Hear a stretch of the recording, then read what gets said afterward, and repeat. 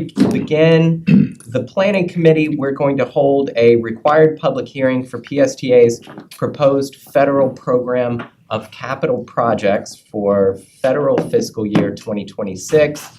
Debbie Leas, PSTA's CFO, will now walk us through the public hearing process. Thank you, Debbie. Thank you very much, Chair, and we will open the public hearing. So this public hearing has been scheduled so that the general public may be given the opportunity to comment on PSTA's program of projects. Individuals wishing to make a presentation today are required to complete a green public hearing speaker card.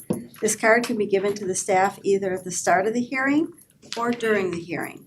Speakers will be recognized in the order in which comment cards are received.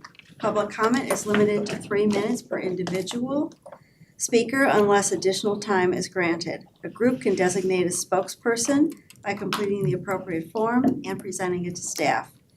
The spokesperson can then speak on behalf of the group, addressing staff for 3 minutes for each member of the group present in the audience who waives his or her right to speak up to a maximum of 10 minutes. Presentations will be limited to only the subject matter for which the public hearing is being held. The public hearing will not be closed until all individuals so desiring have the opportunity to make a presentation. Please raise your hand if you require a public speaking card, and one will be provided by staff. A paid advertisement concerning this public hearing appeared in the Tampa Bay Times on Sunday, April 26, 2026. Notices were posted at PSTA Administrative Headquarters, Park Street Terminal, Grand Central Station, Williams Park, Pinellas Park Transit Center on all PSTA buses on Monday, April 27th, 2006, and on PSTA's website on Monday, April 27th, 2006. An announcement was posted on social media as well on Monday, April 27th, 2026. To date, we've received one comment. It was a letter that is in your packet. It was very positive towards public transportation. And I'm going to do a brief presentation on the program of projects.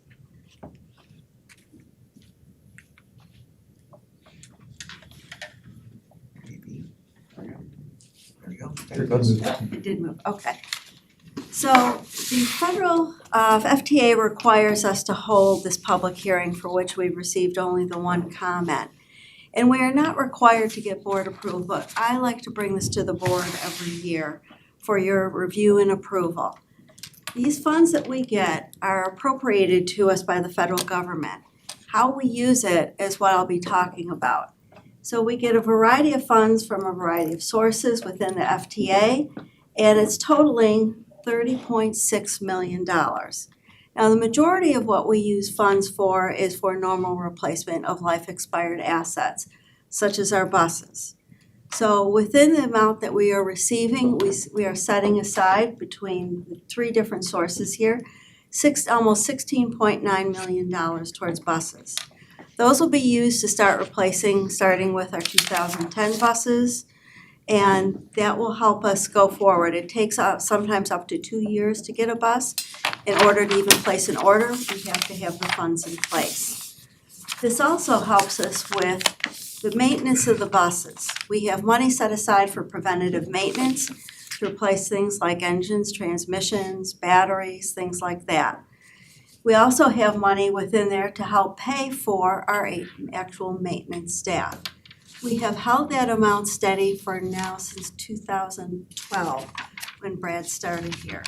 It's much better to place your investments into assets that have a longer life than into money that goes towards operations. We also have exciting things, hardware, software, goes towards things like replacement of servers, goes towards software that we have for upgrades as we move along. We also have, and this is the exciting piece, I wish Commissioner Scheer was here, because we are now putting money aside for bus bays. We haven't done this in years. So we are going to be doing a bus bay at Countryside Mall, where we've heard a lot about. This will help improve safety. Bus bays improve safety all the way around. We also have found that we need to have one at the County Justice Center. That's where the previous PSTA headquarters used to be. And we'll probably have at least one additional one out of the $750,000. So the other thing that you'll be hearing about probably in the next month or so is transit signal prioritization. This provides efficiency, and efficiency means we can have less buses, less operators moving the same amount of people, be moving faster. So this will be helping us quite significantly. We've got a project coming up that'll be minimal cost, but then we want to do a more robust implementation.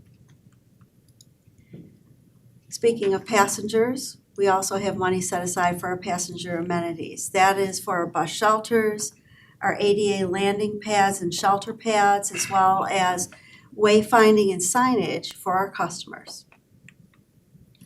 We also have money set aside for short-range planning. The $200,000 is significantly less than what we've set aside in previous years for consultants. And this is going towards the Alt-19 that we've been hearing about from the planning department. We also get a small bid for what they call state of good repair. We take this and use that money towards tools, maybe radios for the buses, but very small dollar amounts, but we're appreciative of getting it. We actually receive this money because we do operations in Hillsborough County, and we get a little snippet of money from them. We also get money that is passed through FDOT to us. It's federal funds. It's called the 5310 money, and it's used for supporting senior work that we do with our seniors and individuals with disabilities. This funds goes towards our staff time, so that helps us significantly within the personnel line item.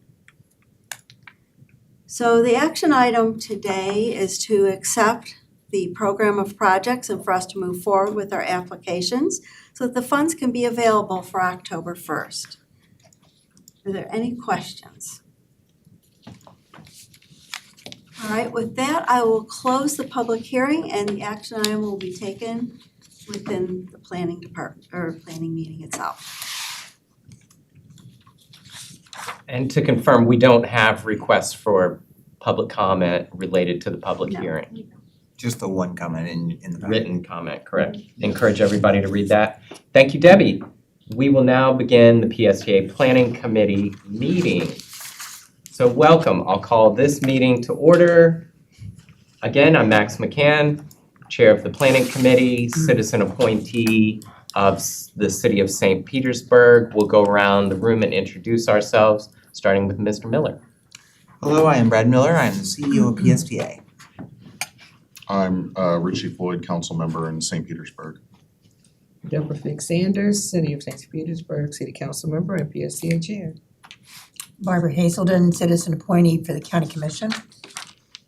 Thanks, everyone. Now we'll accept public comment for the PSTA Planning Committee if there is any. And we have none today.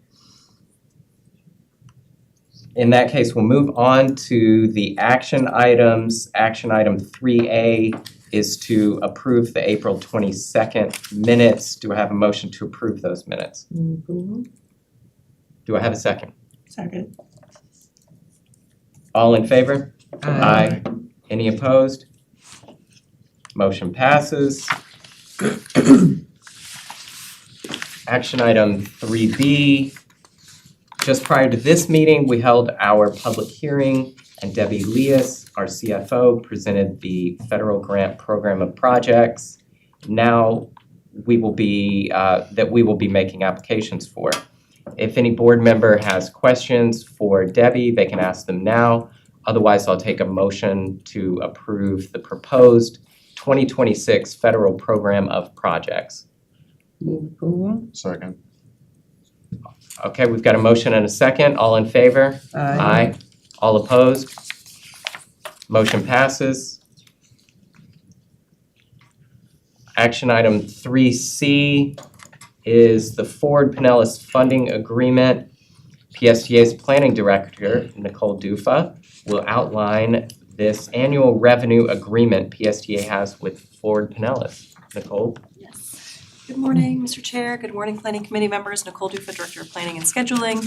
I'm here, this is an agreement that we renew annually with Ford Pinellas. So Ford Pinellas and FDOT receive grant funding from both the FTA and the FHWA, which they bring together in the state of Florida under the Consolidated Planning Grant Program. And this is specifically funding for transportation planning activities. And so as a part of the funding that the MPO receives under this program, they actually give PSTA $72,000 annually to do planning activities. So this could be updating our transit development plan, this could be various planning studies, work on Alt 19 project, for example, as well as doing outreach and engagement activities. So this is an agreement that we would appreciate your recommendation for approval to move forward to the board for receiving these funds from Board Pinellas. Any questions for Nicole? With no questions, I'll accept a motion for approval So moved. and a second. Second. We've got a motion and a second. All in favor? Aye. Aye. All opposed? Motion passes. Those are the 3 action items. We'll move on to other business. Does any committee member have any other business to bring before the committee? Hearing none, I'll note that our next meeting is June 17th at 10:30 a.m.